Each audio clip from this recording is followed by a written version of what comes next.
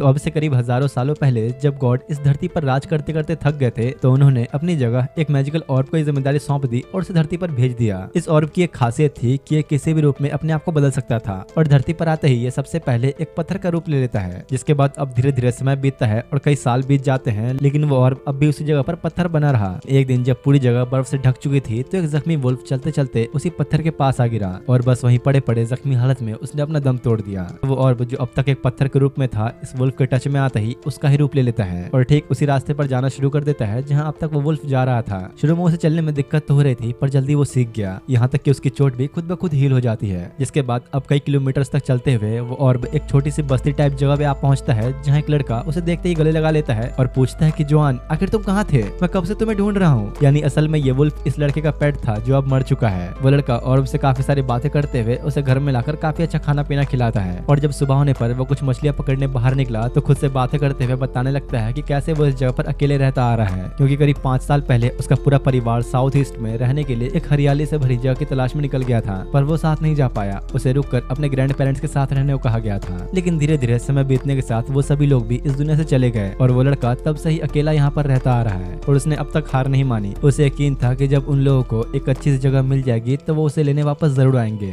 और खुद को अकेला महसूस न करने के लिए उसने अपने परिवार वालों की तस्वीर बना रखी थी ताकि उन्हें भूले ना। वो ऑर्ब को खाना पीना खिलाकर अपने हर फैमिली मेंबर के बारे में बता रहा होता है कि कैसे वो एक साथ काफी खुश रहते थे और अंदर ही अंदर वो लड़का अब खुद भी इस अकेलेपन से परेशान हो चुका था। तो अब फैसला करता है कि मैं खुद उन्हें ढूंढने निकलूंगा, वो अगर नहीं आए तो क्या मैं खुद जाऊंगा। ऑर्ब को वैसे तो कुछ समझ नहीं आ रहा था कि एक लड़का आखिर क्या कह रहा है, पर वो फिर भी उसकी हर एक बात को बड़े ही ध्यान से सुनता। इसके बाद अगले दिन वो लड़का अपना सारा सामान बांध कर ऑर्ब को अपने साथ लेकर साउथ ईस्ट की तरफ निकल जाता है उसी जगह की तलाश में जिसके बारे में उसने अब तक बस किस्से कहानियों में ही सुना था। चलते हुए रास्ते में उसे एक पत्थर के ऊपर निशान बना दिखता है जो देखो वो समझ जाता है कि शायद मेरे परिवार वालों ने ही बनाया होगा ताकि मैं इस जगह से निकल सकूं और ये देख काफी खुश होता है। अब ऐसे ही इस बर्फ में सफर करते करते उसे कुछ दिन बीत जाते हैं जहाँ वो किसी तरह उन बर्फीले तूफानों का सामना करते हुए अपनी रात गुजारता। वो लड़का उस हरी भरी जगह को देखने के लिए इतना एक्साइटेड था कि चलते चलते ऑर्ब को ही उस जगह के बारे में बताते हुए कहता है कि तुम्हें पता है वहाँ तो सब्जियों जैसा भी कुछ होता है और शायद कुछ मीठी चीजें भी होती हैं जिन्हें वहाँ के लोग फल कहते हैं। पता नहीं मैं ये सब कब देख पाऊंगा। वो अपनी एक्साइटमेंट में इतना खो चुका था कि गलती से उसका पैर एक टूटे बर्फ के टुकड़े पर पड़ जाता है जिससे अचानक वो पानी में गिर गया, पर किसी तरह खुद को बाहर निकालकर ऑर्ब को ऐसा दिखाने लगता है कि जैसे वो तो बिल्कुल ठीक है, लेकिन असल में उसके पैरों पर एक गहरी चोट आई थी। पर इसके बावजूद ज्यादा ध्यान न देते हुए वो चोट पर एक छोटा सा कपड़ा बांधकर आगे बढ़ने लग जाता है। तेज बर्फीले तूफानों में भी वो लड़का बिना रुके चलता रहता और काफी लंबा चलने के बाद उसे एक और एरो का निशान दिखाई पड़ता है जिसपे क्रॉस का मार्क बना हुआ था और बगल में ही कुछ लकड़ी से बनी कार्ड्स डिस्ट्रॉय होकर पड़ी थी, यानी उसके परिवार वाले कभी इसके आगे जा ही नहीं पाए। उसके परिवार में से अब कोई भी जिंदा नहीं बचा था। जो देखो लड़का बुरी तरह टूट जाता है क्योंकि जिस जगह पर जाने के वो बचपन से सपने देखता आ रहा था वहाँ जाने का तो कोई रास्ता ही नहीं। साथ ही उसकी चोट भी और गहरी होती जा रही थी। जो देखो लड़का हार मान के वापस जाने का फैसला करता है और दोबारा उतना ही लंबा रास्ता तय करते हुए ऑर्ब के साथ वापस निकल जाता है जहाँ वो तो अब मुश्किल से ही चल पा रहा था। और इन कई दिनों के सफर के बाद वापस घर आने तक चोट की वजह से उसका शरीर काफी ज्यादा कमजोर हो चुका था। वो समझ गया था कि वो अब ज्यादा जी नहीं पाएगा, पर फिर भी अपने वुल्फ यानी कि ऑर्ब का ख्याल रखते हुए किसी तरह खुद को संभालने की कोशिश करता है। लेकिन एक रात सोते हुए वो अचानक ही बेड से गिर जाता है और उसे उठाने के लिए जाता है और तब उस लड़के को बात समझ में आ चुकी थी कि अब वो बच नहीं पाएगा। चोट इतनी ज्यादा गहरी हो चुकी थी कि उसके शरीर में अब थोड़ी भी ताकत नहीं बची, पर फिर भी किसी तरह कोशिश करते हुए वो अपनी चेयर पर जाकर बैठता है जहाँ उसने अपने सारे परिवार वालों की तस्वीरें बनाई थी और अपने वुल्फ जॉन का नाम पुकारते हुए उसे कहता है कि प्लीज चाहे कुछ भी हो जाए तुम मुझे भूलना मत और यही मेरी आखिरी विश है। अपनी आखिरी सांसें गिनते हुए वो लड़का सब कुछ इमेजिन करने लगता है कि फाइनली वो अपने परिवार से मिल ही गया और फिर उनके साथ वहीं रहने लगा। उसकी सांसें अब पूरी तरह से चलना बंद हो चुकी थी, पर ऑर्ब बस ये सब होते हुए देख रहा था। उसे तो ये भी नहीं पता कि लड़का अब मर चुका है। लेकिन फिर यहाँ एक अजीब सी चीज होती है, ऑर्ब का शरीर उस लड़के का रूप ले लेता है। ऑर्ब दरवाजा खोलकर आखिरी बार उस लड़के की तरफ देखता है जैसे कि उसका हर चीज के लिए शुक्रिया कह रहा हो और पहली बार एक इंसान के रूप में बाहर कदम रखते हुए चलना शुरू कर देता है उस सफर को पूरा करने के लिए जो वो लड़का चाहता था। वो बिना रुके कई दिनों तक उन बर्फीले तूफानों के बीच चलता रहा जब तक कि वो उस जगह से बाहर नहीं निकल गया। भूख और प्यास की वजह से वो तो कई बार रास्ते में मर भी जाता है, पर उसकी हीलिंग एबिलिटी की वजह से वो बार बार खुद को जिंदा कर लेता और वापस से चलना शुरू कर देता। लेकिन इस बीच जितना ज्यादा वो मर रहा था उतना ही लंबा टाइम उसे खुद को हील करने में लग रहा था और वो लगातार बिना रुके बस चलता ही रहता जब तक कि वो एक घने जंगल के पास नहीं पहुंचा।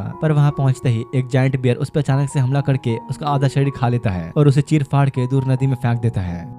दूसरी तरफ उन्हीं जंगलों के बीच मार्च नाम की एक छोटी सी बच्ची को दिखाया जाता है जो नीना नाम के विलेज में अपने परिवार के साथ रह रही होती है। उसे डॉल्स के साथ खेलने का इतना शौक था कि पेरोना नाम की एक लड़की जो उसके लिए एक बड़ी बहन जैसी थी रोज उसे कुछ न कुछ नई नई डॉल्स ला के देती रहती। अरे अचानक से वीडियो क्वालिटी इतनी खराब कैसे हो गई? चलो तुम्हें एक तरीका बताता हूँ इसे ठीक करने का। तुम्हें इसके लिए ज्यादा कुछ नहीं करना, बस डिस्क्रिप्शन में दिए गए लिंक से हिटपॉप विक्पी को डाउनलोड कर लेना है और होम पेज पर आकर वीडियो एनहांसर पर क्लिक करके अपने वीडियो को इंपोर्ट कर लेना है और इसके बाद बस एक्सपोर्ट पर क्लिक करते ही कुछ सेकंड्स के ही अंदर तुम्हारी बेकार से बेकार क्वालिटी वाली वीडियो 4K में एनहांस हो जाएगी। यहाँ तक कि ये तुम्हारी वीडियो के कलर्स को भी एनहांस कर देता है। और तो और भाई इसमें AI वीडियो जनरेट करने का भी एक जबरदस्त फीचर है जिसमें तुम बड़े ही आराम से किसी भी इमेज को एक AI जनरेटेड वीडियो में कन्वर्ट कर सकते हो। बस इमेज को इंपोर्ट करके प्रॉम्प्ट लिखो और बस तुम्हारी AI वीडियो हो गई तैयार। तो अगर तुम्हें भी अपनी वीडियो की क्वालिटी को इसी तरह इंप्रूव करना है तो नीचे दिए गए लिंक से हिटपॉप विक्पी को डाउनलोड करके फ्री ट्रायल ले सकते हो।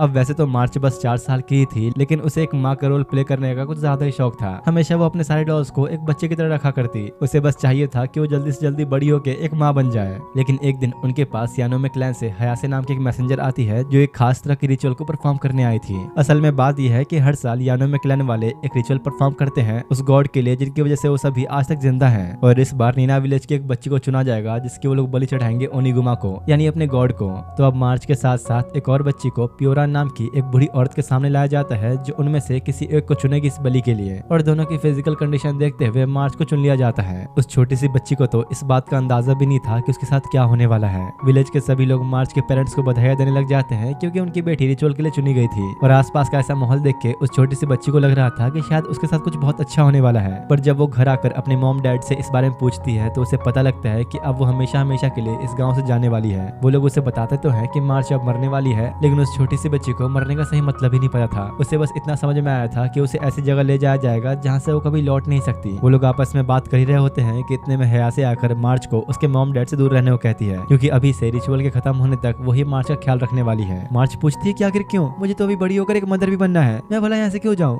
वो सब उसे अच्छे से तैयार करके एक जगह पर बिठा देते हैं जहाँ गाँव के सभी लोग उसे बधाइयाँ देने के लिए आने लगते हैं क्योंकि वो सब खुश थे कि उनकी बच्ची बच गई। और इस दिन के बाद से अगले कुछ दिनों तक हयासे लगातार मार्च के साथ ही रहने लगी। और अब आखिरकार कई दिनों के बाद उसे ले जाने का टाइम आया तो उसके मॉम डैड काफी ज्यादा रोने लगते हैं। मार्च उन्हें कहते हैं कि आप लोग चिंता क्यों कर रहे हो, क्या पता मैं गॉड को पसंद ही ना आऊं और वो मुझे वापस भेज दें। जो देख गांव के बाकी लोग अपने आंसू रोक नहीं पाते। हयासे और बाकी गार्ड्स मार्च को लेकर जा ही रहे होते हैं, लेकिन बीच रास्ते में ही उन पे कहीं से हमला होना शुरू हो जाता है जो कोई और नहीं बल्कि पेरोना कर रही थी। मार्च को समझ तो नहीं आ रहा होता पर मौका दिखते ही जल्दी से भाग जाती है, लेकिन दौड़ते हुए ढलान पर पैर फिसलने की वजह से वो सीधा लुढ़कते हुए जाकर तालाब में गिरती है जहाँ वो अपने पास ही में एक इंसान को देखती है जिसका आधा शरीर खत्म हो चुका था, जो कि और कोई नहीं बल्कि उस लड़के के रूप में और भी था। वो खुद को धीरे धीरे वापस हील करने लग जाता है जो देख मार्च के पीछे आए गार्ड्स को लगा कि शायद कोई मॉन्स्टर है और उसे डर के भाग जाते हैं। पर मार्च को बिल्कुल डर ही नहीं लगता और जैसे अब वहां से जाने लगता है तो मार्च उल्टा उसके पीछे पीछे चलने लगती है और पूछती है कि आखिर तुम हो कौन, वो कैसे किया तुमने, क्या तुम कोई इमॉर्टल हो? मार्च उससे एक साथ कई सारे सवाल पूछने लग जाती है पर और को कुछ भी समझ नहीं आ रहा होता क्योंकि असल में तो उसे बोलना आता ही नहीं था। दूसरी तरफ हयासे ने किसी तरह पेरोना को पकड़ लिया होता है कि तभी गार्ड्स आके बताते हैं कि उन्होंने कैसे जंगल में एक मॉन्स्टर को देखा। इधर बेचारी मार्च को बहुत गुस्सा आने लगता है कि आखिर कुछ बोल क्यों नहीं रहा और डांटने लग जाती है। लेकिन तभी और रुक के पेड़ में लगे फलों की तरफ देखने लग जाता है। मार्च समझ गई थी कि शायद ये भूखा है और कहती है कि ठीक है मैं तुम्हारे लिए इसे तोड़ देती हूँ। वो पेड़ पर चढ़ के कुछ फलों को तोड़ कर देती तो है पर वो एकदम से उस पे कुत्ते की तरह झपट कर नीचे गिराकर खाने लग जाता है। वो उसी तरह से हरकत कर रहा था जैसे वो अपनी भेड़िया वाली फॉर्म में क्या करता था। मार्च उसे बहुत समझाने की कोशिश करती है पर वो नहीं मानता और उसकी ऐसी हालत देख के साफ पता चल रहा था कि वो काफी भूखा है। तो बेचारी अब क्या करती, वो तो उसकी बात सुनने को तैयार ही नहीं था और रोते हुए ही उसकी तरफ सारे फलों को फेंकने लग जाती है जिससे वो अभी झपट झपटे खा रहा था। मार्च कहती है कि देखो यार मैंने इतना किया तुम्हारे लिए, कम से कम थैंक्स तो कहो। पर बेचारा कुछ बोल तो सकता नहीं था तो मार्च अब खुद उसका मुंह पकड़ के बुलवाती है कि देखो ऐसे बोलते हैं थैंक यू। पेट भर खा लेने के बाद वो दोनों एक सेफ जगह ढूंढकर रात बिताने के लिए सो जाते हैं। लेकिन इसी बीच सोते हुए मार्च एक डरावना सपना देखती है कि उसके भाग जाने के बाद उसकी जगह पेरोना की बलि दी जा रही थी, जो देखो डर के मारे उठ गई और वापस हयासे के पास जाने का फैसला करती है और को बिना कुछ बताए। पर कुछ देर बाद वो उसकी खुशबू का पीछा करते करते मार्च तक पहुंच ही जाता है। तो पूछती कि आखिर तुम मेरे साथ क्यों आ रहे हो, जाओ ना यहाँ से। और पीछा छुड़ाने के लिए पेड़ से उसे कुछ फल तोड़कर दे देती है, लेकिन वो दोबारा से ही पीछे आने लग जाता है। तो मार्च अब रुककर उससे बातें करने की कोशिश करती है ताकि उसके बारे में जान सके कि वो कहाँ से आया है। और क्योंकि और एक इमॉर्टल था तो मार्च उसे एक नाम देती है जो कि है खुशी। और बस इसी दिन के बाद से उसे अब एक नाम मिल गया। दूसरी तरफ हयासे अपने दोनों गार्ड्स को पेरोना के पास छोड़कर मार्च को ढूंढने के लिए निकल गई होती है। तो उनका ध्यान भटका देख पेरोना एक चाकू निकालकर रस्सी को काटने लग गई। पर इससे पहले कि वो निकल पाती एक जायंट बियर अचानक जंगलों से उनकी तरफ ही आने लग जाता है जिसने खुशी पर भी अटैक किया था और कुछ सेकंड्स के अंदर ही एक गार्ड को खत्म कर देता है, जो देख दूसरा डर के मारे वहां से भाग जाता है। हैं, लेकिन पेरोना अभी वहीं थी और बहुत तेजी से चाकू चलाते हुए एंड मोमेंट पर अपना हाथ खोलकर तीर कमान लेते हुए जल्दी से वहां से भाग जाती है। पर बचने के चक्कर में ही वो भागते भागते सामने खाई में जाकर गिर गई। वहीं दूसरी तरफ हयासे ने मार्च को ढूंढ लिया होता है, जो कि फुशी के साथ थी। तो मार्च फुशी को बाय कहते हुए उनके साथ ही चली जाती है। हयासे थोड़ा आगे आने के बाद मार्च को एक अजीब सी जेली खाने को दे देती है, जिसे खाने के बाद वो एक गहरी नींद में चली जाएगी। दूसरी तरफ पेरोना जंगलों में हर तरफ मार्च को ढूंढते ढूंढते फुशी के पास आ गई होती है और पूछने की कोशिश करती है कि क्या तुमने यहाँ पर किसी छोटी सी बच्ची को देखा है? वो बस 4 साल की है और उसकी जान खतरे में है। पर फुशी को ऑब्वियसली कुछ बोलना तो आता नहीं था, तो जवाब भी नहीं देता और चुपचाप चला जाता है। इधर हयासे मार्च से फुशी के बारे में ही पूछ रही होती है कि आखिर तुम उससे कहाँ मिली, कि तभी इतने में वो गार्ड आकर बताता है कि उन पे एक जायंट बियर ने हमला किया, जो सुन हयासे बहुत हैरान होती है क्योंकि वो ओनिगुमा ही था। पर इस बात पे खास ध्यान न देते हुए वो लोग मार्च को लेकर निकल जाते हैं, जो अब गहरी नींद में जा चुकी थी, और एक बड़ी सी जगह पे पहुंचते हैं जहां आसपास लकड़ी से बनी बड़ी बड़ी दीवारें खड़ी थी। वो लोग मार्च को एक पत्थर पे सुलाकर हर जगह से बांधकर चारों तरफ से कुछ फूल रख देते हैं और तभी उन्हें उस जायंट बियर की आवाज सुनाई देती है, जो मार्च की खुशबू की वजह से तेजी से उनकी तरफ ही आ रहा था। हयासे ये देख हैरान थी कि जिस ओनिगुमा को वो लोग अपना गॉड मानते थे वो तो असल में एक राक्षस है। इसी बीच पेरोना भी पहुंच जाती है और आकर जल्दी से मार्च को खोलने की कोशिश करने लगी। गार्ड्स उसे रोकने की कोशिश करते हैं तो हयासे कहते हैं कि नहीं, रहने दो, इसी बहाने आज ओनिगुमा को 2 लोगों की बलि मिल जाएगी। हयासे उन्हें छोड़ के जाने ही लगती है कि तभी सामने से फुशी अंदर आ जाता है। वो पहले तो बस हैरानी से देख रही थी, लेकिन तभी उसे याद आता है कि ये तो वही लड़का है जिसके साथ मार्च थी। ओनिगुमा को आता देख वो लोग बाहर निकल जाते हैं और फुशी सीधा जाके उस जायंट बियर के सामने खड़ा हो जाता है, लेकिन वो तो बस एक ही बार में हमला करके उसका आधा शरीर खा लेता है। पर इसके बावजूद फुशी किसी तरह खुद को संभालते हुए वापस खड़ा होने लगता है और भले ही उसका सर शरीर से अलग हो चुका था, पर फिर भी वो खुद को छुड़ा लेता है। हयासे और वो गार्ड्स ऊपर से सब देख रहे थे, जिन्हें अपनी आंखों पर यकीन ही नहीं हो रहा होता। इधर फुशी खुद को रिजनरेट करने के बजाय दोबारा से अपने पुराने वाले रूप वुल्फ में ट्रांसफॉर्म हो जाता है और सीधा जाके उस जायंट बियर का चेहरा काटना शुरू कर देता है। फुशी अपने साइज का फायदा उठाकर ओनिगुमा के चेहरे को नोच खाता है, जिससे आखिरकार वो हार ही गया।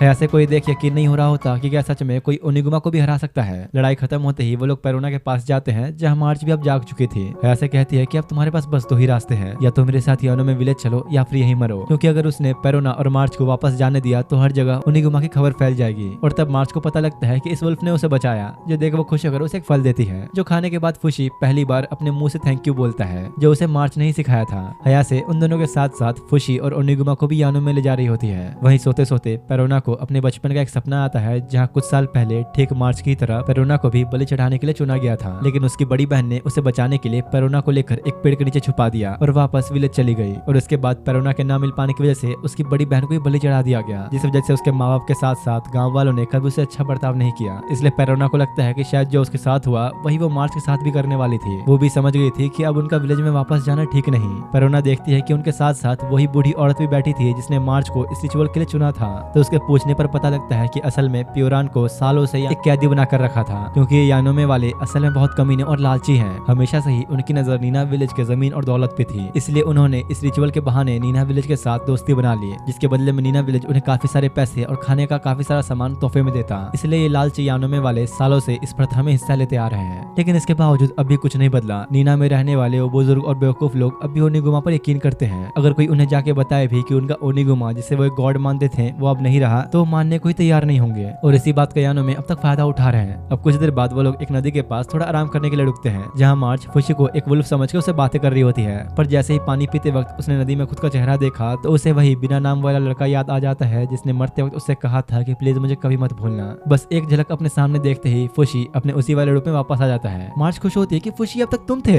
तुम ये भी कर सकते हो। अब काफी देर के सफर के बाद वो लोग फाइनली यानोमे में पहुंच जाते हैं, जो कि नीना विलेज के कंपैरिजन में काफी ज्यादा डेवलप्ड जगह थी। मार्च ने भी पहली बार इतनी भीड़ भाड़ वाली जगह को देखा था, तो इसलिए कुछ ज्यादा एक्साइटेड हो जाती है। वहीं उसकी नजर एक बच्चे पर पड़ती है जो कि अपने पेरेंट्स के साथ था, जो देख उसे भी अपने मॉम डैड की याद आने लगती है। इसी बीच चलते चलते मार्च की नजर एक मिल ऑफिस पर पड़ती है, जहाँ से लोगों को लेटर भेजे जाते हैं। जो देख मार्च कहती है कि मुझे भी अपने मॉम डैड के लिए लेटर लिखना है, ताकि उन्हें पता चले कि मैं बिल्कुल ठीक हूँ, वो चिंता न करें। हयासे कहती है कि नहीं, ये मुमकिन नहीं, क्योंकि नीना विलेज में रहने वाला कोई भी पढ़ना लिखना नहीं जानता, तो लेटर भेजने का भी कोई फायदा नहीं। लेकिन मार्च के पास भी अब भी एक तरीका होता है और पूरी इंक को अपने हाथों पर लगाकर पेपर के ऊपर अपना हाथ छाप देती है, जो कि मार्च की तरफ से एक साइन था उसके मॉम डैड के लिए कि वो बिल्कुल ठीक है। अब ये चीज बाकियों के लिए थोड़ी अजीब थी, लेकिन मार्च को भरोसा था कि उसके मॉम डैड जरूर समझेंगे। लेकिन अब भी एक बहुत बड़ी दिक्कत थी, लेटर भेजने के लिए उन्हें एग्जैक्ट एड्रेस पता होना चाहिए, जो कि यहाँ पर किसी को भी पता नहीं होता, क्योंकि नीना खुद में ही एक काफी बड़ी जगह है, तो बिना एग्जैक्ट लोकेशन जाने वहाँ कोई लेटर भेजा नहीं जा सकता। पेरोना कहते कि ठीक है कोई बात नहीं, जब हमें एड्रेस मिल जाएगा मैं तुम्हारे लिए इसे भिजवा दूंगी। इसके बाद हयासे उन्हें डिनर करवाने के लिए एक रेस्टोरेंट में लाई होती है, जहाँ वो लोग खाना खा तो काफी मजे से रहे थे, लेकिन उन्हें ये नहीं पता था कि हयासे ने खाने में नींद की दवाई मिलाई है, जिसे खाते ही वो लोग एक गहरी नींद में चले चले जाते हैं। हयासे कहती है कि माफ करना, पर फिलहाल ये करना जरूरी है, और हयासे उन सबको लाकर अलग अलग जेल में बंद कर देती है। साथ ही साथ वो यानो में बैठे कुछ हायर अप्स के लोगों को बुलाकर उन्हें फुशी के बारे में बता देती है कि वो कैसे उसकी मॉडल एबिलिटी का यूज अपने आर्मी में कर सकते हैं दूसरे देशों को हराने के लिए, और उसकी ताकत का एक नमूना दिखाने के लिए वो वहीं के कुछ कैदियों से फुशी पर हमले भी करवाती है उसे जान से मारने के लिए। पर इसके बावजूद उसे कुछ नहीं होता, वो खुद को हील कर लेता है, और बुरी तरह टॉर्चर करने के बाद वो लोग फुशी को भी उसी जेल में डाल देते हैं जहाँ मार्च को रखा गया था।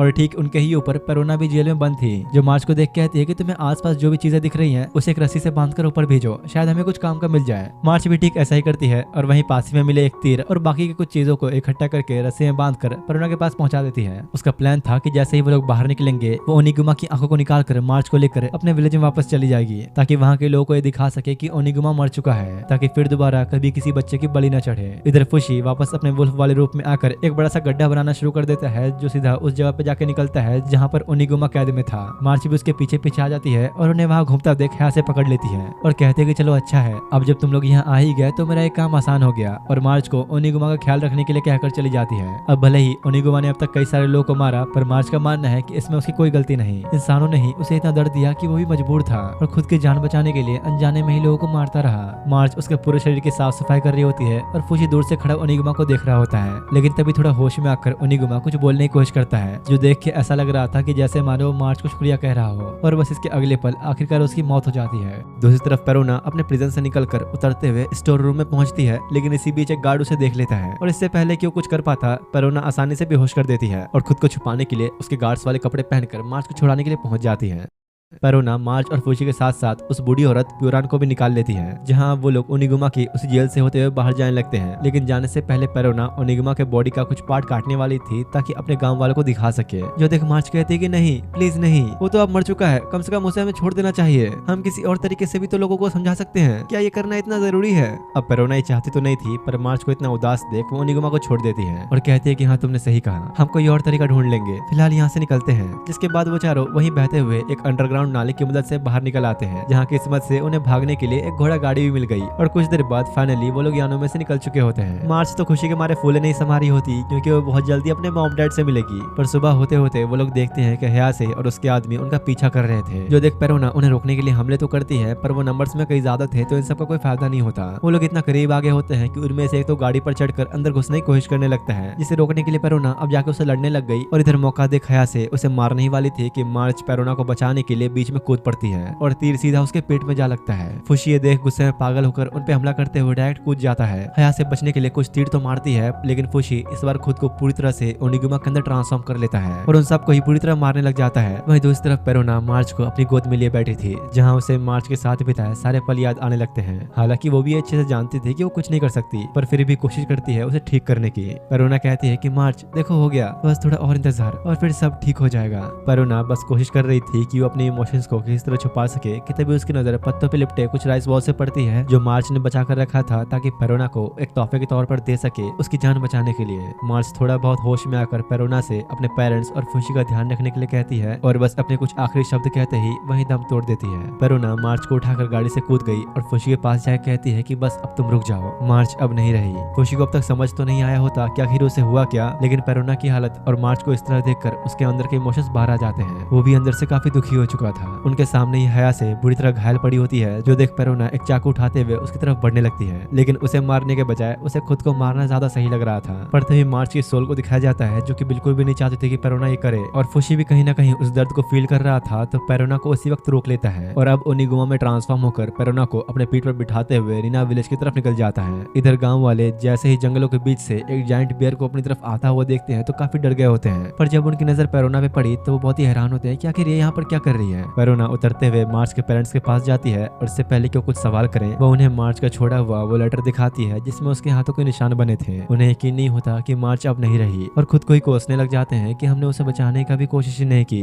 बस मरने के लिए छोड़ दिया, और पेरोना का शुक्रिया अदा करते हैं मार्च का ध्यान रखने के लिए। इसी बीच गाँव का एक आदमी आके बताता है कि हया से कुछ सैनिकों के साथ हमारे विलेज की तरफ ही आ रही है, हमें जल्दी कुछ करना होगा। जो सुनते ही पेरोना समझ गई कि वो जरूर फुशी के पीछे पड़ी है और उसे कहती है कि प्लीज अभी तुम यहाँ से चले जाओ, तुम्हें जाना ही होगा। फुशी पूरी तरह से तो नहीं, पर पेरोना के इमोशंस देखकर समझ गया था कि वो क्या कह रही है और न चाहते हुए भी चला जाता है ताकि उसकी वजह से विलेज के लोगों को नुकसान न पहुंचे। पेरोना जल्दी से एक बड़े से टावर पर पहुंचती है जहां कुछ दूरी पर हया से फुशी को पकड़ने के लिए उस पर हमला करने वाली थी, लेकिन इसी बीच पेरोना टावर पर खड़े खड़े ही तीर से हमला करती है जो जाकर सीधा हयासे के हाथों में लगता है और हंसते हुए पेरोना की तरफ देखती है जैसे कि मानो उसे चैलेंज कर रही हो। दूसरी तरफ यहाँ फुशी ने अपने एक नए सफर की शुरुआत कर दी होती है। अपनी मंजिल जाने बिना वो कई दिनों तक बस जंगलों में घूमता रहता। जब भी उसे भूख लगती तो फुशी पेड़ पर चढ़ने के लिए मार्च का रूप ले लेता और कई सारे फलों को तोड़कर खाने लगता। यहाँ पर मैं बता दूं कि फुशी सिर्फ उनका ही रूप ले सकता है जिनसे वो पहले मिला हो और वो अब इस दुनिया में नहीं रहे। ऐसे ही आप जंगलों में काफी दिनों तक घूमते फिरते अचानक फुशी को एक जानी पहचानी से आवाज आती है और जब वो जाके देखता है तो ये वही बूढ़ी औरत प्योरान थी जो किसी तरह यानों में इसके टाउन से बाहर निकल गई है। फुशी उस घोड़ा गाड़ी के अंदर देखने जाता है तो उसे मार्च के खून के निशान मिलते हैं जो देखो काफी ज्यादा उदास हो जाता है। पहले तो प्योरान को लगा कि शायद ये मार्च है, पर फिर उसे याद आया कि तो फुशी ही है और वो उससे पेरोना के बारे में पूछने की कोशिश करती है, पर वो बिना कोई जवाब दिए चुपचाप जंगल की तरफ निकल जाता है। जो देख प्योरान भी दौड़ के पीछे पीछे आने लगती है। उसने फैसला कर लिया था कि अब वो फुशी के साथ ही रहेगी और दोनों बस कई घंटों तक जंगलों में चलते ही रहते हैं बिना कुछ खाए पिए। लगातार 2 दिनों तक चलने के बाद प्योरान की हालत काफी ज्यादा खराब हो चुकी थी, यहाँ तक कि वो तो भूख की वजह से फुशी के पैरों को ही खाने लग जाती है। वो तो भूख की वजह से बिल्कुल पागल हो चुकी थी। तो अब उसकी भूख मिटाने के लिए फुशी मार्च का रूप लेकर पेड़ पे चढ़ के कुछ फलों को तोड़कर ऐसे ही फेंकता है जैसे मार्च उसे फेंक कर दिया करती थी।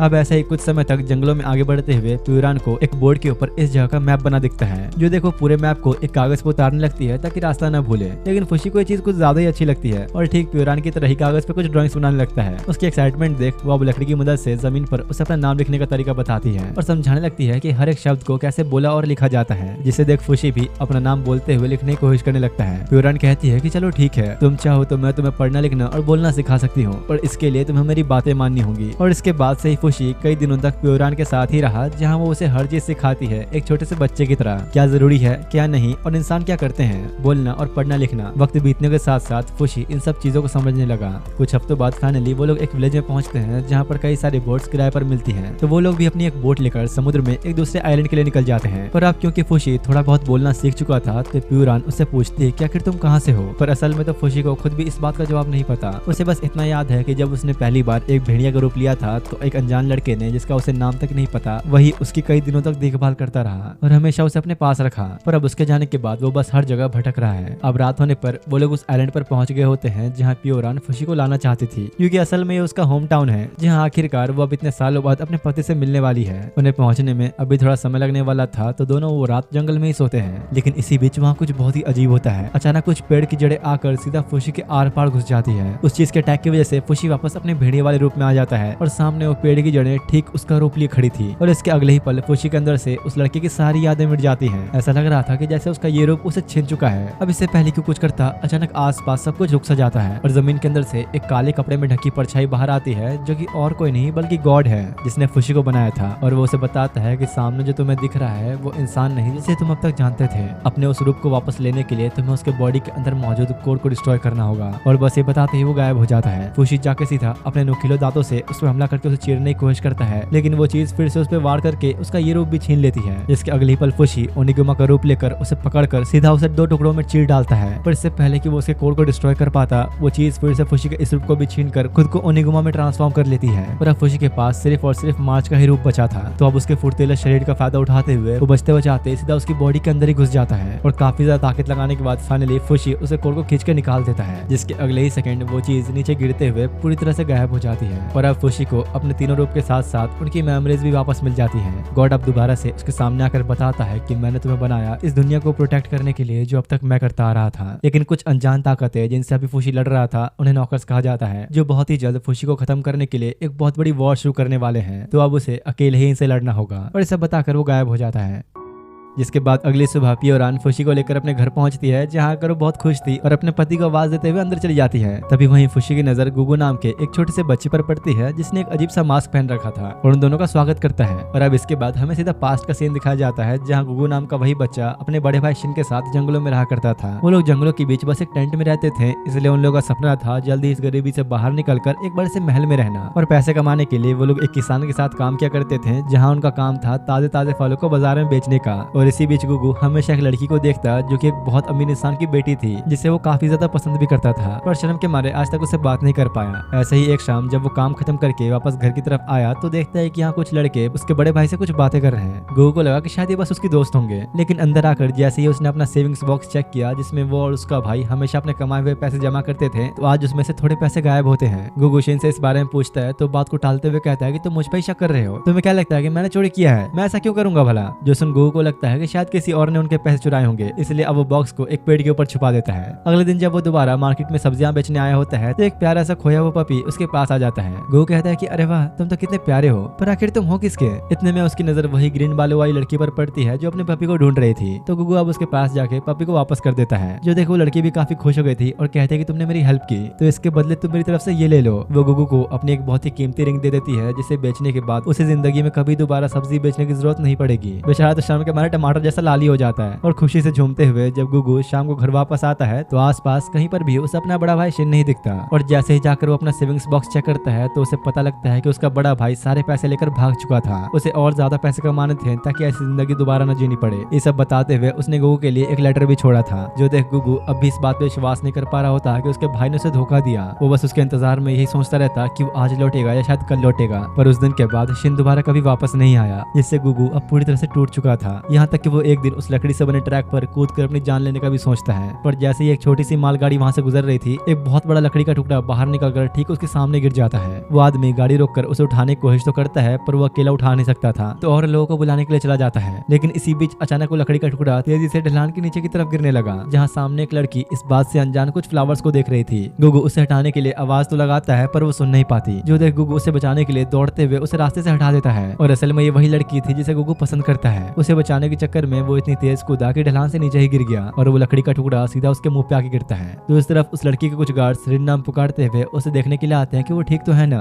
लेकिन किसी का भी ध्यान गुगु के ऊपर नहीं गया, जिस वजह से वो कई घंटों तक लकड़ी के नीचे ही पड़ा रहा। देखने से तो ऐसा लग रहा था कि शायद गुगु यही मारा जाएगा, लेकिन तभी कहीं से एक बूढ़े आदमी की नजर गुगु पर जाती है, जो उसकी हालत देख उसे बचाकर अपने घर ले आता है। वो आदमी कई दिनों तक गुगु की देखभाल करता है जब तक कि उसे होश नहीं आ गया। गुगु की जब आंखें खुलती हैं तो वो देखता है कि उसका चेहरा पूरी तरह बर्बाद हो चुका था, जिसे ठीक करने के लिए उस बूढ़े आदमी ने एक सर्जरी की थी। उसे कोई उम्मीद तो नहीं थी कि ये बच पाएगा, पर शायद कोई चमत्कार ही है कि वो अभी जिंदा है। इस बूढ़े आदमी का नाम है बूजे, जो गुगु को अपना चेहरा ढकने के लिए एक मास्क दे देता है ताकि कभी भी उसे अपना चेहरा किसी से छुपाना न पड़े। बूजे का घर एक तरह से एक छोटा सा शॉप भी था जहाँ वो काफी सारी अल्कोहल बेचा करता था। जो देख गुगु ने भी यह फैसला कर लिया था कि वो इस आदमी के साथ रुककर अब यही काम करेगा। और फिर इसके कुछ महीनों बाद प्योरान फुशी के साथ वहाँ गई और अब प्रेजेंट के सीन में वो बड़ी ही एक्साइटमेंट के साथ उन दोनों को फुशी की एबिलिटीज दिखाती है कि वो कैसे कैसे उन इंसानों का रूप ले सकता है जो अब मर चुके हैं। वो इस बात को एक राज रखना चाहती थी क्योंकि अगर किसी बाहर के इंसान को पता चला तो फुशी के पीछे पड़ जाएंगे। गुगु अब फुशी के पास जाके उसे अपना इंट्रोडक्शन देते हुए कहता है कि मिलकर अच्छा लगा, मेरा नाम है गुगु और मैं यहाँ काम करता हूँ। अब फुशी ने इतनी अच्छी तरीके से बोलना तो सीखा नहीं था, तो इसीलिए गुगु को उसकी थोड़ी बहुत बात ही समझ में आती है। और देखते ही देखते थोड़ा बहुत समय बिताने के बाद उन दोनों में काफी अच्छी दोस्ती भी हो गई। गुगु अपने बारे में बताता है कि वो कैसे इस जगह पर आया और पहले कहाँ रहता था। साथ ही वो फुशी को हर जगह घुमाते हुए नहाने का तरीका भी सिखाता है। बेचारे को तो पता भी नहीं था कि ऐसा कुछ भी होता है। अब नॉर्मल सी बात है कि फुशी उसकी हर बात तो नहीं समझ पा रहा था, पर इसके बावजूद गुगु बहुत खुश था कि कम से कम उसे कोई दोस्त मिल गया। और एक बड़े भाई की तरह ही फुशी को सारे काम सिखाता है, जैसे कि खाना बनाना, सफाई करना और खुदाई करना। टाइम बीतने के साथ साथ गुगु और फुशी दोनों के बीच ही भाइयों जैसा बॉन्ड बन गया होता है। वो फुशी को अपनी कुछ पर्सनल बातें बताता है कि कैसे उसका सपना था एक बड़े से घर में रहने का, जो आखिरकार बूजे की वजह से पूरा हो तो गया, पर इसके लिए उसे अपना चेहरा गवाकर एक बहुत बड़ी कीमत चुकानी पड़ी। पर अब जो भी हो, गुगु फुशी के साथ रहकर बहुत खुश था। ऐसे ही अब एक दिन जब वो लोग शॉप की देखभाल कर रहे होते हैं तो अचानक रिन वहाँ जाती है। जो देख गुगु बड़ा हैरान होता है और उसे बात करते हुए कुछ ज्यादा शर्मा रहा होता है। उसके पूछने पर रिन बताती है कि वो यहाँ कोई वाइन खरीदने नहीं आई, बल्कि एक चोट को ठीक कराने आई थी जो उसे कुछ महीनों पहले लगा था। रिन को इस वक्त अंदाजा भी नहीं कि गुगु ही था जिसने उसकी जान बचाई, जिसकी वजह से वो आज तक जिंदा है। अब वैसे तो भाई अपना गुगु उससे बात करने की पूरी कोशिश कर रहा था, लेकिन रिन उससे ज्यादा फुशी से बात करने में इंटरेस्टेड होती है। जो देख बेचारे का दिल पूरी तरह से टूट जाता है और सोचने लगता है काश मेरे पास भी फुशी की तरह दिखाने लायक चेहरा होता, और अब फुशी की तरह ही खुद को अच्छा दिखाने के लिए जाके अब अपनी ट्रेनिंग शुरू कर देता है।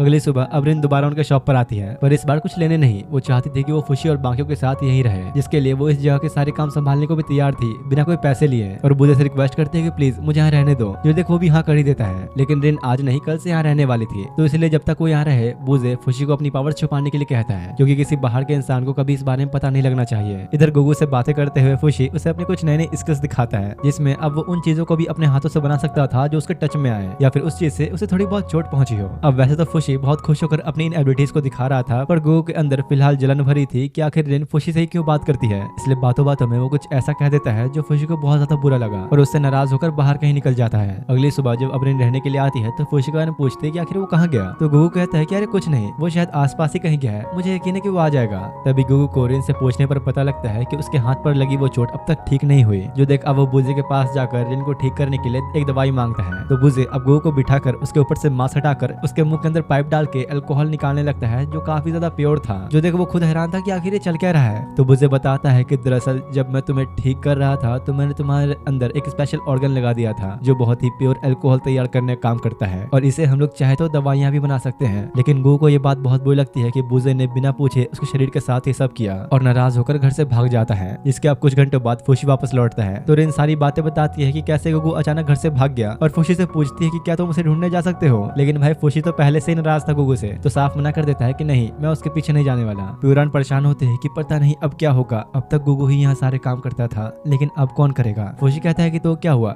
मैं करूंगा ना सारे काम। और अब शाम होने पर गुगु की जगह फुशी ही खाना बनाता है जो इतना बेकार बना था कि किसी को खाने का मन भी नहीं करता। वहीं दूसरी तरफ बाहर खड़ा गुगु इस बात से परेशान था कि अब तक कोई उसे ढूंढने क्यों नहीं आया और गुस्से में अपने बॉडी के अंदर से वो सारी अल्कोहल निकालने का ट्राई करता है, पर वो कितना भी कोशिश कर ले वो आर्टिफिशियल ऑर्गन उसकी बॉडी के अंदर मौजूद था तो वो चाह के भी कुछ नहीं कर सकता। गुगु अब रात बिताने के लिए अपने उसी टेंट में वापस चला जाता है जहाँ वो पहले अपने बड़े भाई के साथ रहा करता था। और अब सुबह होते ही गुगु काम की तलाश में पूरा मार्केट घूमते हुए अपने पुराने मालिक के पास पहुंचता है और कहता है कि आप जो भी काम दो मैं करने को तैयार हूँ, बस मुझे काम चाहिए। वो मालिक दिल का काफी अच्छा भी था तो बिना किसी दिक्कत के उसे काम पे रख लेता है। लेकिन वही काम करने वाले कुछ वर्कर्स गुगु के मास्क का मजाक उड़ाना शुरू कर देते हैं तो उसका मालिक कहता है कि तुम बस इन पर ध्यान मत दो, ये अपने आप ही शांत हो जाएंगे। और रात होने पर वो गुगु को अपने घर लाया होता है खाना खिलाने के लिए और सभी से मिलवाने के बाद गुगु से कहता है कि तुम जब तक चाहो हमारे साथ रह सकते हो। जो सुन उसका बेटा कहता है कि नहीं, मैं किसी ऐसे मॉन्स्टर के साथ नहीं रहना चाहता, अगर ये यहाँ रहा तो लोग हमें भी उसी नजर से देखेंगे। जो सुन उसके फादर डांटने लगते हैं कि आखिर तुमने कैसे बोला, गुगु भी तुम्हारी तरह एक आम बच्चा है। दोनों को इस तरह लड़ता देख गुगु ने अपना मास्क उतार के दिखा देता है और कहता है कि आप लोग मेरी चिंता मत करो, मैं अपने टेंट में ही रह लूंगा। और पहली बार उसका चेहरा देख के वो सब काफी ज्यादा डर जाते हैं। गुगु अब उनके घर से जाने लगता है तो उसका मालिक कहता है कि देखो तुम्हें बुरा मानने की कोई जरूरत नहीं, तुम दोबारा कल से काम पे आ सकते हो। जो सुन गुगु उसका शुक्रिया अदा करते हुए चला जाता है, पर रास्ते में चलते हुए ही कुछ बदमाश लोग जबरदस्ती उसका मास्क निकाल कर नदी में फेंक देते हैं। गुगु वापस उठाने के लिए तो जाता है पर अब वो काफी परेशान भी हो चुका था लोगों से अपना चेहरा छुपा छुपा कर, इसलिए फैसला करता है कि अब मैं कोई मास्क नहीं पहनूंगा, अब से लोग मेरा असली चेहरा ही देखेंगे। और ये कहते हुए मास्क को फेंक देता है। पर जैसे ही वो अगले दिन लोगों के सामने बिना मास्क के गया तो हर कोई उसे देख के काफी ज्यादा डर जाता है। वो ये देख हैरान थे कि मास्क के पीछे इस बच्चे ने अपना ये चेहरा छुपाया हुआ था और सब उसे दूर भागने लगते हैं। उसका मालिक भी ये देख पूछता है कि आखिर तुम्हारा मास्क कहाँ गया। इस पर गुगु कहता है कि बस अब मुझे अच्छा नहीं लगता, इसलिए मैं बिना मास्क के ही रहूंगा। वहीं दूसरी तरफ फुशी बुजे के घर में रोज वो सारे काम करने की कोशिश किया करता जो पहले गुगु किया करता था, पर बेचारा कोई भी चीज ढंग से कर ही नहीं पा रहा होता।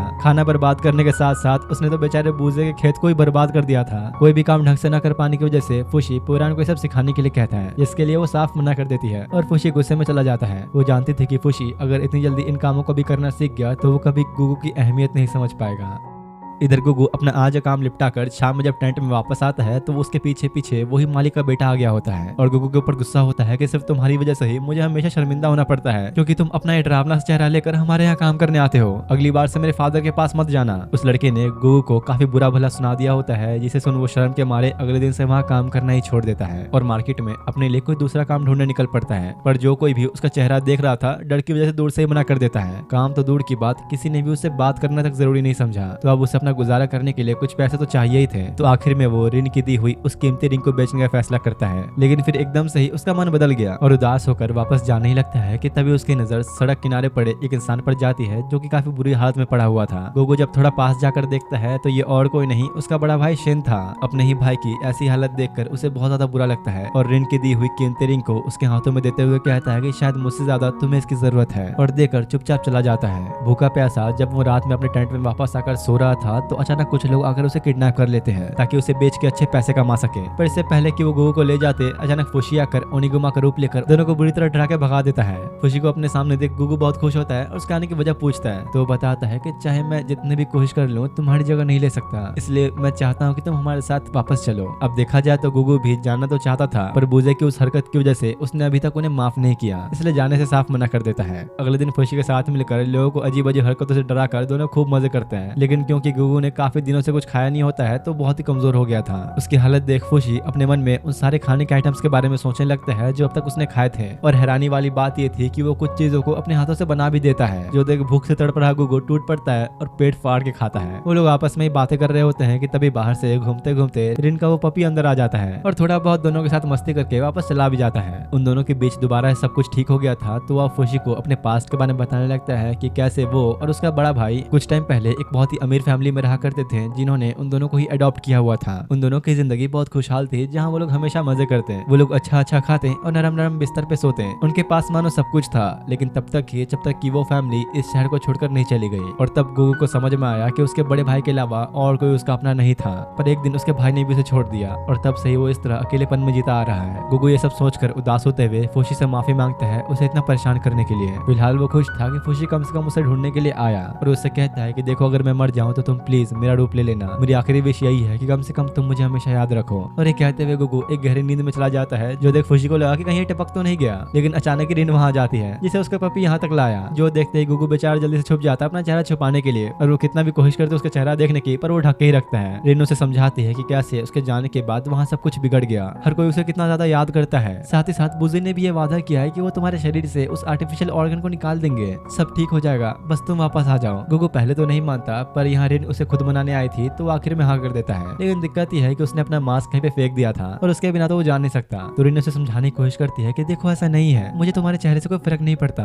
तुम चाहो तो मुझे दिखा सकते हो। पर अभी गुगू इसके लिए तैयार नहीं था, इसलिए बिना मास्क के वो कहीं नहीं जाने वाला। जो सुनते ही फुशी उन दोनों को वहीं छोड़कर मास्क ढूंढने के लिए निकल जाता है। वहीं रिन अभी तरह अपने कपड़े उतार कर गुगू को अपनी चोट दिखाती है जो उसे महीनों पहले लगी थी। लिटरली भाई इतनी छोटी सी खरोच को ऐसे दिखा रही थी जैसे पता नहीं कितनी बड़ी चोट लग गई हो। अपने गुगू का इसे बचाने के चक्कर में तो पूरा चेहरा ही बर्बाद हो गया और इसे देखो अपनी इस छोटी सी चोट की पड़ी है। बातों बातों में रिन बताती है कि दरअसल मैं घर से भाग कर आई हूँ। मैं तंग आ चुकी थी अपने माँ बाप से, जो हमेशा मुझे उन चीजों के लिए फोर्स करते जो मैं कभी करना नहीं चाहती। वो मुझे बस हमेशा अपनी कैद में रखना चाहते थे। लेकिन रिन की सिचुएशन पे गुगू का नजरिया थोड़ा अलग था। उसके मुताबिक रिन उन चीजों के शुक्रगुजार नहीं है जो उसे मिला और उल्टा अपने पेरेंट्स को जो उसे प्यार करते हैं उनकी ही कंप्लेंट्स कर रही है। तो रिन कहती है कि नहीं ऐसी बात नहीं है, मुझे अपने फादर इसलिए भी अच्छे नहीं लगते क्योंकि लोगों का कहना है कि जिस इंसान ने मुझे उस दिन धक्का दिया वो मेरे फादर का ही कोई दुश्मन था। जो सुनकर गुगू रोने लगता है क्योंकि जिसे बचाने के चक्कर में उसकी पूरी जिंदगी बर्बाद हो गई वो तो उसका सच जानते भी नहीं। उसे उदास बैठा देख रिन पास में ही रखे एक छोटे से बकेट को गुगू को दे देती है एक मास्क की तरह पहनने के लिए और उसका मूड ठीक करने के लिए बाहर बुलाती है ताकि वो गुगू के बारे में थोड़ा अच्छे से जान सके। वही दूसरी तरफ फुशी को काफी देर तक ढूंढने के बाद फाइनली वो मास्क मिल ही जाता है। पर अचानक ही वो काले कपड़े वाली एंटिटी यानी गॉड दोबारा उसके सामने आते हैं उसे बताने के लिए कि नौकर्स बहुत करीब हैं, बदला लेने के लिए वो जरूर आएंगे। कुछ देर बाद अब फुशी मास्क लाकर गुगू को वापस देता है और अब वो जाने के लिए पूरी तरह तैयार होता है। साथ ही रिन भी खुद को छुपाने के लिए उसी बकेट से अपना चेहरा ढक लेती है ताकि उसका कोई भी जान पहचान वाला आदमी उसे पहचान न सके। लेकिन इसके बावजूद जब वो लोग जाने लगते हैं तो उसकी मेड पहचान लेती है। गुगू और रिन तो भागते हुए निकल जाते हैं और फुशी उसका ध्यान भटकाने के लिए मार्च का रूप लेकर ऐसा दिखाता है जैसे उसे बहुत गहरी चोट आई है। तो अब एक छोटी सी बच्ची को भला इस तरह कैसे छोड़ सकती थी, इसलिए वो मेड फुशी को उठाकर डॉक्टर के पास लेकर जाने लगती है। लेकिन साथ ही साथ इसी बीच नौकर्स ने भी फुशी को ढूंढ लिया होता है और इधर भागते भागते अचानक से गुगू को उस औरत के चीखने की आवाज आती है, रिन तुम वापस जाओ, मैं फुशी को देखता हूँ, मैं उसे साथ लेकर ही आऊंगा। पर जब तक गुगू वहाँ पहुंचा नौकर्स ने मार्च का रूप और उसकी यादें फुशी से छीन ली होती हैं और गुगू पर एक हमला करने पड़ता ही है कि फुशी जल्दी से उसे रोक लेता है। उसके अटैक्स इतने फास्ट थे कि दोनों के लिए बचना मुश्किल हो गया था।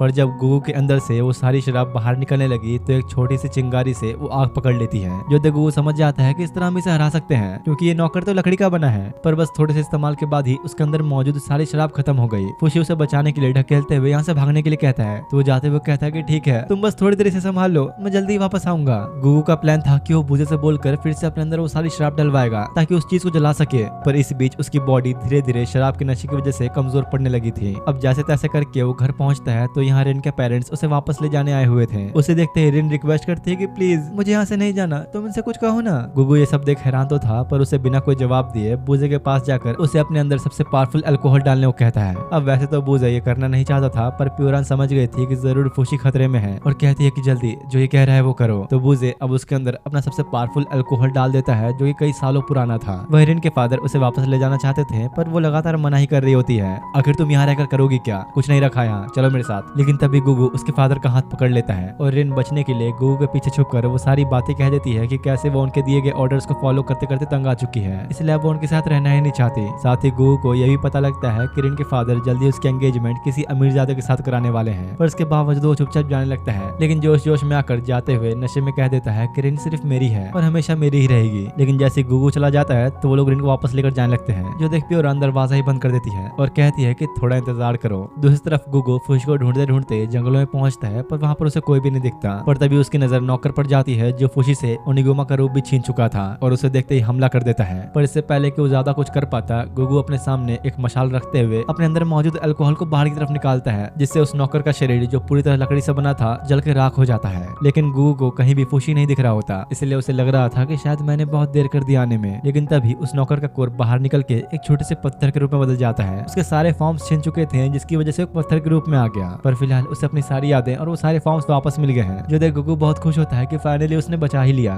सुबह होने पर जब दोनों वापस पहुंचते हैं तो रिन और उसके पेरेंट्स अब भी यहीं मौजूद थे, जो उनका वेलकम करते हैं। तो गुगू अब जल्दी से सबको एक शानदार नाश्ता बना कर देता है, जो फाइनली उन्हें इतने दोनों बाद नसीब हुआ। यहाँ तक कि रिन के घर के शेफ भी इतना टेस्टी खाना नहीं बना पाते। दूसरी तरफ बाहर फुशी के पास गॉड खड़ा होता है, जो उसे इस जगह से जाने के लिए कहने आया था, क्योंकि एक ही जगह पर रहने का कोई फायदा नहीं, उसे खुद को ताकतवर बनाना होगा। वो नौकर्स उसके पीछे दोबारा जरूर आएंगे और गॉड के मुताबिक अगली बार फुशी अपनी इन एबिलिटीज के साथ उसे जीत नहीं पाएगा, इसलिए उसे बाहर की दुनिया में जाकर खुद को ताकतवर बनाना ही होगा। पर ये जानने के बाद भी फुशी साफ मना कर देता है और कहता है कि नहीं, हमेशा गुगू मेरे साथ होगा, वो उन्हें हरा सकता है। इसी बीच गुगू बाहर आता है फुशी को नाश्ते के लिए बुलाने के लिए, और तब यहाँ फुशी को समझ में आता है कि उसके अलावा उस ब्लैक कपड़े वाले आदमी को और कोई नहीं देख सकता। अब इधर रिन ने भी फैसला कर लिया होता है वापस जाने का, क्योंकि वो अपने पेरेंट्स को और ज्यादा परेशान नहीं करना चाहती थी और सबको बाय कहते हुए चली जाती है।